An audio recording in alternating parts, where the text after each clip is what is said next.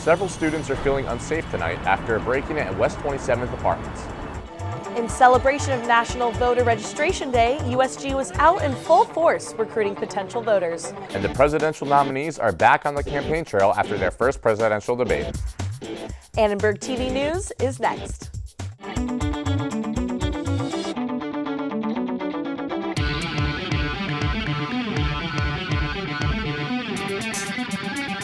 Live from USC, you're watching Annenberg TV News. There's so much confusion, and then there was a rumor that there was 2 people who'd broken in. So I don't know, I just feel like you don't really feel safe living where you're living. A break-in has some USC students around campus concerned about their safety. Good evening, I'm Brittany Hope. And I'm Aaron Hendel. The crime happened at West 27th Place on Figueroa. A man is in custody tonight for the break-in. He is the only suspect so far, but he has not yet been arrested. DPS Assistant Chief David Carlisle says the man broke into the building twice. He entered a third-floor apartment at about 5 a.m. yesterday when tenants were sleeping. The intruder had a knife and claimed he was being chased. Then, at about 4 p.m., LAPD was notified after a fifth-floor study room was vandalized. A message on the wall, written in what appeared to be blood, said "Dare to GR." The intruder was wearing a bracelet that may have been from a hospital. It's definitely scary, and I just think it's really irresponsible of West to not send anyone an email. You would think that it's been well over 24 hours, and you would think that if something like this was happening, you would get an email immediately. But yeah, it's definitely really scary. And I was down picking up a package this morning, and there were some moms down there and other parents, and the lady who was giving me my package said that there have been parents in there all morning. So I do understand. I feel like if this were my child, I would be just as concerned. Carlisle said DPS didn't notify students because no one reported the incident to campus police. The people who reported it directly to LAPD. We didn't find out about it until last night. So it's going to be at least 24 hours before we can have the flyers printed up and issue the warning because we didn't know about it. DPS will send a resolution alert only after investigators can confirm the man in custody is the same man who broke into the building. USC is one of many schools across the country helping students register to vote in the November election. Good timing. Today is National Voter Registration Day. A coalition of student organizations braved the heat to get students excited about the election. Student government leaders say the goal is to add 2,000 Trojans to the voter registration rolls. Those who signed up got a sticker and the satisfaction of fulfilling their patriotic duty. They could become Republicans, Democrats, or members of a third party. I'll register to vote. I feel like a lot of kids jump on the bandwagon once other people do it, so if they see a crowd of people over here voting, why not do it? It doesn't take much time. If you don't vote, then you can't complain about what happens, so I think it's important that people vote. I think this election is changing things because we kind of see two juxtaposing figures, and the only way you can get them out is to vote, so I implore everyone to vote. If you did not get the chance to register to vote today on campus, you still have until October 24th. USC is also in a competition with UCLA to see which school can register more voters. To register and to be counted in that competition, register at bit.ly/TrojansVote. USC is not the only place in Los Angeles participating in National Voter Registration Day. Several LA organizations teamed up in Norwalk to sign people up. Potential voters gathered at the LA County Registrar's office to raise awareness about the election. Shirla is one of the organizations working to get out the vote for immigrants. What we're here doing today is we're trying to really make sure that the immigrant community, the Latino community is civically engaged, feels welcomed into the process, and that their voice is being heard. So we were able to register quite a few people today, which was really exciting. There was a man earlier who said that he had been looking to register for quite some time, and him and his wife had called around and they were referred to many different places that were pretty far, so they were super excited. We spoke to one young voter who comes from an immigrant family. She hopes that she can help her family by exercising her right as a citizen of the United States. I think I'm personally passionate about it because to me the personal is the political, and a lot of things that have been going on in my life that I've been affected by it because of certain policies that haven't been passed yet. I'm really pushing for immigration reform, and there needs to be the right candidate in place in order for that to happen. I think that's what fires me up for this election specifically. I think they're very completely different views in terms of immigration reform or immigration policies. The organization says it has already registered close to 6,000 voters during the summer months. The day after the first presidential debate, both candidates have very different views about what happened. Democratic nominee Hillary Clinton was all smiles as she campaigned today in North Carolina. Did anybody see that debate last night?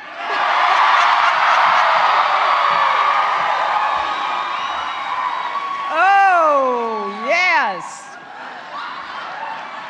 One down, two to go. Republican nominee Donald Trump complained about the microphone, but he was happy with the ratings.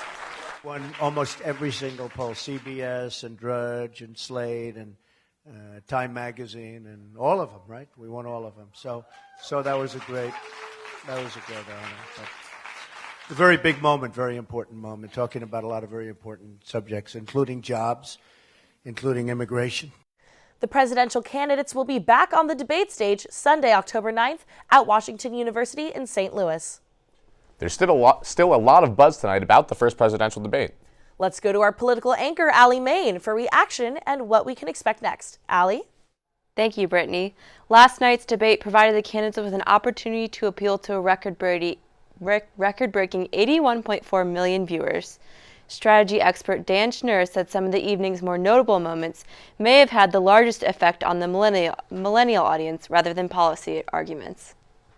The most powerful moment of the debate for young voters may have come in the last few minutes, when she talked about the young woman who had been Miss Universe and the very disparaging comments that Trump had made about her. Trump clearly wasn't prepared for that exchange.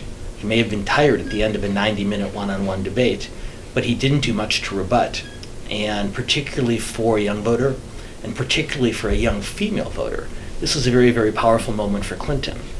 Social media users took to the internet to declare their own opinions of the debate. Trump won was the #1 trending topic on Twitter this morning. Users tweeted out the sentiment both sincerely and ironically. Twitter user Ed Rather tweeted, "Trump won in spite of all the mainstream media, including Shep Smith on Fox saying he lost. Just their usual mode of operation. Lie, lie, lie, lie, lie, lie, lie." Another user, Ashley Elizabeth, said, "If interrupting people and dodging questions while not offering viable solutions for anything is considered a victory, then sure, Trump won." Donald Trump acknowledged the trend and thanked the Twitter sphere, tweeting, "The #1 trend on Twitter right now is Trump won. Thank you." There are 2 more scheduled presidential debates before the general election. I spoke with debate expert Gordon Stables about what the first debate means for the candidates going forward. This debate on this large of a scale was certainly a chance for them to each give kind of maybe a first impression or maybe a lasting impression to the people watching it. What do you think that this debate means for the race going forward? It's a good question because the broad evidence suggests that the first debate in the presidential election cycle actually has a big role in improving the knowledge base of most voters, which is kind of counterintuitive when you think after 12 or 18 months of campaigns, you know a lot. But what the research suggests is there's things that we don't know about them specifically. And I think I would give you the example of people have talked about Mr. Trump's businesses, but you heard her attacks on his businesses last night in a very different perspective of the individual people that aren't paid, the implication that he uses the bankruptcy laws as a way to get out of responsibilities. So it almost informed the voters of a different way. And simultaneously, what you've heard a lot of conversation about her stamina. You've heard a lot of questions about her health, and what you got educated on last night is she seemed to be the healthier candidate, and both in tone and in style. Assuming they take part, the next debate is a town hall debate, which is in some ways the exact opposite. The moderators, Anderson Cooper leading the charge, has the ability to pick individuals with specific questions. And in the history of town hall debates, the candidates that really strive are the ones that are able to relate to people on an individual level, and the candidates that struggle are very uncomfortable about that degree of being challenged. Be sure to follow USCAnnenbergmedia.com for continued election and debate coverage. Thanks, Allie. Some USC students were critical after listening to both candidates in the debate last night. Many of them had strong feelings about the direction of both parties. Personally, I have to think Clinton won. Trump answered a lot in his own way, but he never really answered the questions given by Holt. Actually, right after the debate, I went on the Register to Vote website and I changed my party affiliation to Democrat. I was on PolitiFact at the same time, and so I just kept seeing like each lie that was generated and people calling him out. The next televised debate will be the vice presidential debate on October 4th.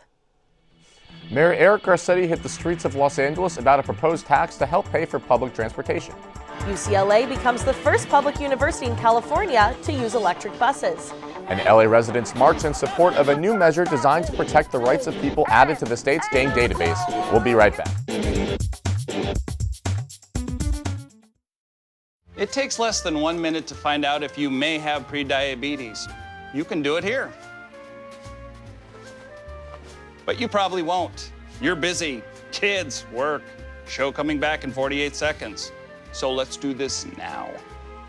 Hold up one finger if you're a man. Women, 0. 3 more fingers if you're over 60, 2 over 50, 1 over 40. If you're not sure, keep in mind you're sitting on a couch right now, so 1 more finger if you're not very active. 1 finger if yes, 0 if no. 1 yes, 0 no. Next, find the body type that looks most like you and hold up that many fingers while I look around awkwardly. And that's it. If you're holding up 5 fingers or more, you probably have prediabetes. Sorry to be so blunt, but hey, you're busy. Just go to the site. I adopted Bento in 2010 from a shelter. As it turns out, we have very similar personalities. And this cat makes me make art because he's always motivating me to take pictures of him, to draw pictures of him. He just is motivating artistically. It's just that simple. Well, he's my best friend, but a lot of people know him as Keyboard Cat.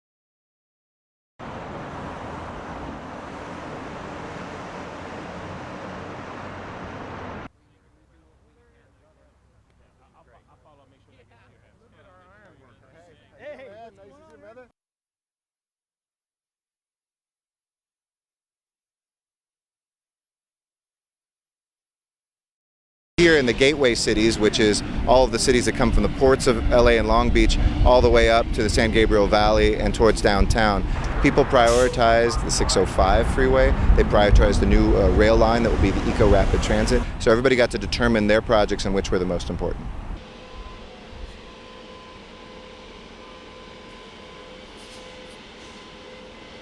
People of color. I'd appreciate more funding in any public transportation, especially in LA, which is known for being kind of iffy. I think more frequent buses. Usually, I sometimes wait 20 minutes for a bus, which is awful. If they cut it down to 5 or 10 minutes, that'd be perfect.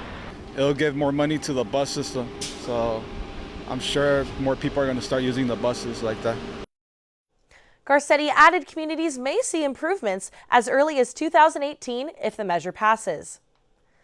DPS officers, after reviewing surveillance video from the break-in at West 27th, the apartment complex, have located the suspect and took him into custody for a mental health evaluation and booking on criminal charges.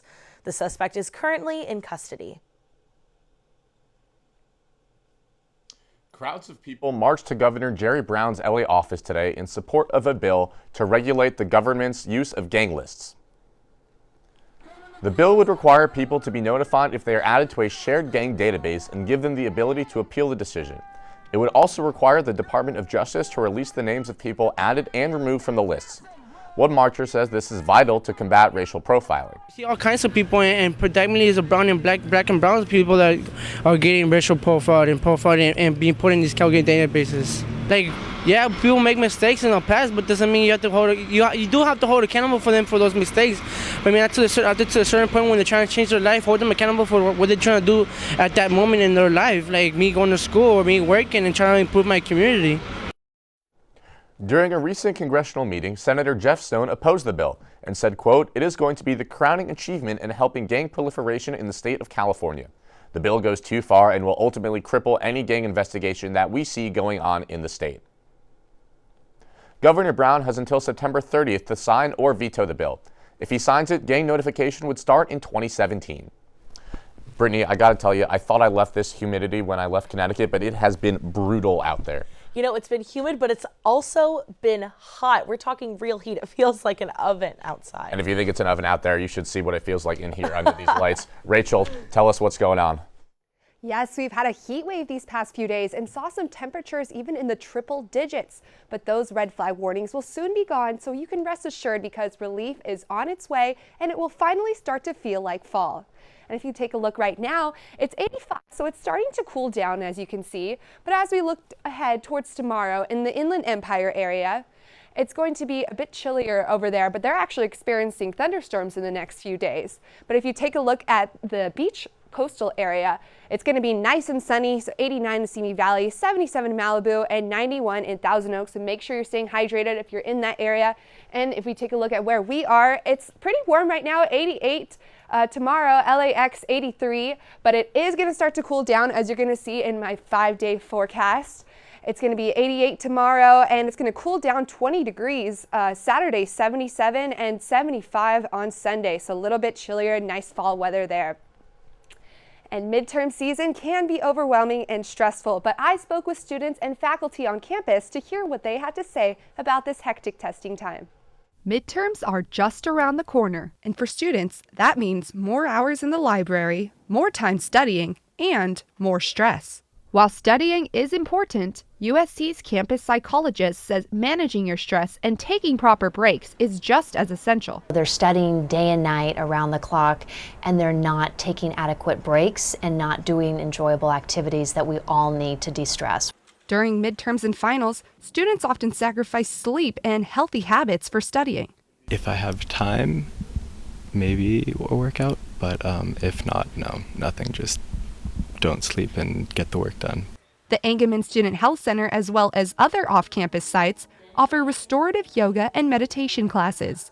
The sessions are designed to help control stress levels and clear the mind of all negative thoughts. Students I spoke to also say they cope with stress by staying organized and using calendar apps to avoid pulling all-nighters. Are there any tools or tricks that you guys use to stay organized and on top? You know, for me, I love the paper to-do list, so I can the satisfaction of crossing things off that list is really what keeps me organized throughout my day. I have to be guilty, guys. I'm a stress eater. I eat 2 Milky Ways every time I go to Levy, 3rd floor. You'll see me there posted up next week. Great. Thanks, Aaron. UCLA is the first public university in California to add electric buses to its fleet. It is part of the UC president's goal to make all of the buses 100% eco-friendly by 2025. The school says it is not only good for the environment, but it also saves money over time because it requires less maintenance. The 2 new electric buses replace the last 2 diesel buses still in operation. The new vehicles will mainly transport students to shops and restaurants in the Westwood Village. It's exciting for UCLA to continue to be a leader in clean fuel technology. We have a great commitment to sustainability and reducing greenhouse gas emissions, and having all electric buses in our fleet is a great step forward towards that. The students are really going to love having state-of-the-art, no emission clean fuel vehicles. UCLA has another goal. Within the next 5 years, 25% of all campus vehicles will be plug-in hybrids or electric. Well, Brittany, another week of Trojan sports has passed, and for the most part, we were pretty successful. That's right, Aaron. Aside from the football teams' loss Friday, the rest of the Trojan teams played extremely well. Let's toss it to our anchor, Jeffrey Dubroff, for more. That's right, guys. The men's water polo team had a good outing this past weekend and even had a player receive an award. The USC women's soccer team looks to continue their shutout streak in their next game, and an emotional night in Miami was kicked off by an amazing tribute. We have all of this and more when we return to ATVM.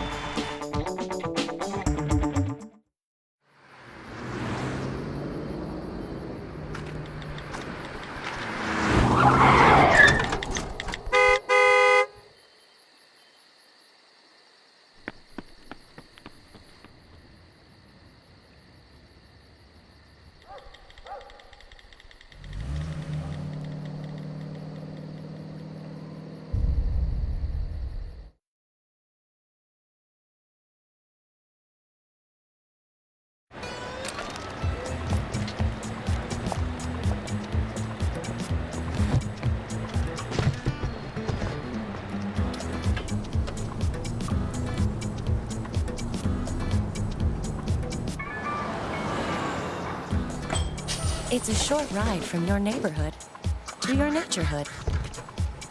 To find a neighborhood park or green space near you, visit discovertheforest.org. Me and my boy Matt had it good. He had catnip that was off the hook. But one day, he brings a girl home, and she's allergic to cats. Every sneeze was a nail in my coffin. Now I'm in a shelter. It's decent, but they don't even have Wi-Fi.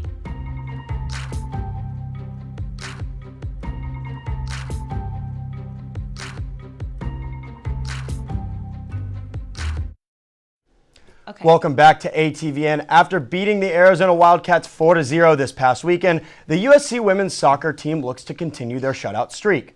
There's no pressure. I mean, it's going to come a point where we're going to get scored on. It's going to happen. But at the same time, we need to stay disciplined in the small things and limit opportunities. And if we do that well enough, then, hey, maybe it's another shutout. USC won its marked 7th straight shutout victory and set a school record, but the women of Troy know that there is still work to be done when they travel to Oregon this weekend. A really tough game. I think they've only lost one game there this year at home. They're playing really well. They play with great energy at home, and so it's just a lot of fun. It's a lot of fun. 9th-ranked women of Troy will try to keep their streak alive when they travel to Eugene this Thursday. The USC men's water polo team took home 3rd place in this weekend's MPSF Invitational, but it was the Trojans' Matt Meyer that came away with the big award. You know, Matt came in. He's been one of the best guys for us. He's a really hard worker. He's a workhorse in the game, and he just plays without fear and just does what he has to do when he's in there. It's a great honor. I'm super thankful that I did get it, but I'm more proud of my team and how we played and all the achievements we've accomplished so far. Even though we have a lot to work on, I think we're going to be great. Meyer was named as this week's MPSF Newcomer of the Week after his terrific weekend performance. Meyer was an absolute scoring machine by putting the ball in the net 6 times in 4 games. The USC Trojans football team looks to bounce back after 2 straight losses when they take on the undefeated Arizona State Sun Devils. For those of you who think the Trojans are the underdog, think again. The 1-3 Trojans will take the field as 10-point favorite on Saturday. The Sun Devils offense is ranked 7th in the country and tops in the Pac-12. Today is a special day for basketball fans everywhere. It's the first day of NBA training camp. For the Los Angeles Lakers, it'll be the first time in 20 years that Kobe Bryant will not be on the floor. We went around campus today to ask students what they think the Lakers will look like in the post-Kobe era. It's kind of scary, you know, that we're going into this year without Kobe Bryant, and we don't know where we're going to be at the end of the year because, you know, we're not going to make the playoffs, that's for sure. I think D'Angelo Russell has the most potential to grow and to be kind of like the next Kobe player of the Lakers. Obviously not as good. I'm kind of excited to see who takes up that mantle as the best player, because even in his kind of last years, Kobe was still the most dominant player on the court. Normally the final story of my sports segments involves something strange I saw in the past week. However, this past weekend, the Miami Marlins lost their star pitcher, Jose Fernandez, in a tragic boating accident. Amidst all the confusion and all the sadness, the Marlins had to continue on with their season. Last night, they did so by honoring Fernandez in a way that transcends what we think or know about sports. The entire Miami Marlins team honored Fernandez by wearing his jersey. Every player donned the number 16 for their game against the Mets. Before the game, the team circled around the pitcher's mound to say a few words and let some emotions loose. It was an incredible tribute, but nothing will beat the moment when Marlins second baseman Dee Gordon took the first at-bat of the game.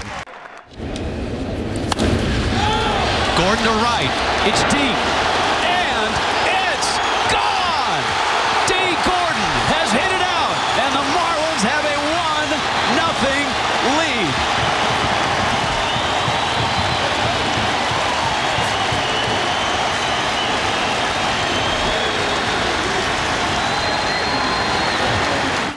The Marlins won the game 7-3, but at the end of the day, that doesn't really matter.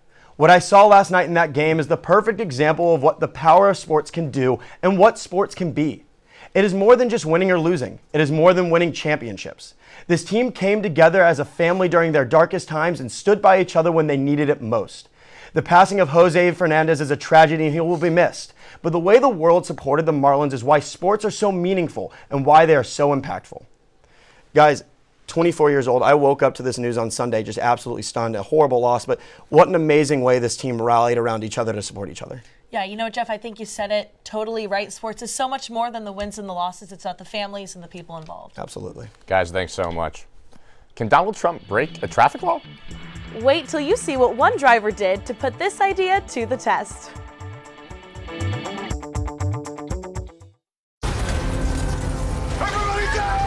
The earthquakes you see in movies are one thing, but real life is a completely different animal. Just because you can't predict an earthquake doesn't mean that you can't prepare for one. In the event of a real earthquake, you should drop, cover, and hold on. Visit ready.gov/earthquake and practice what to do to keep you and your family safe in the event of a real earthquake. And you'll be seen as a hero by your family and your loved ones. Visit ready.gov/earthquake today. Hey, look, it's those guys. What's up? What's happening today? Let's go, Pearly Whites, man. Yeah. The boys, check it out.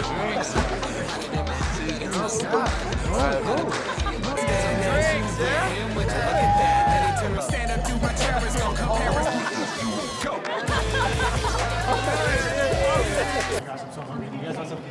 Ooh, cute.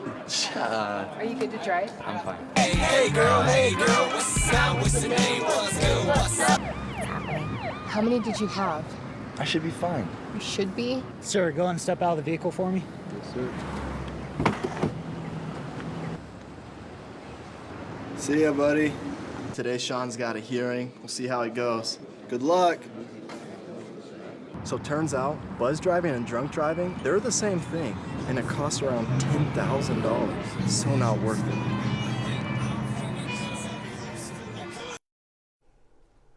Breaking now on ATVN, we have another update for you about the break-in at West 27th Place. DPS says after reviewing surveillance video from the apartment complex, its officers have located the suspect and have taken him into custody for a mental health evaluation and booking on criminal charges.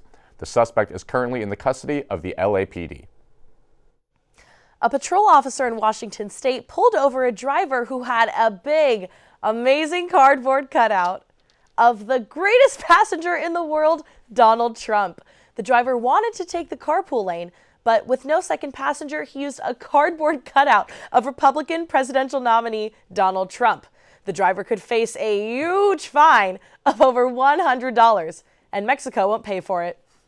Thanks for watching Annenberg TV News. For all of us here at Annenberg Media, I'm Aaron Hendel. And I'm Brittany Hope. You can watch us on the web at uscannenbergmedia.com. Good night.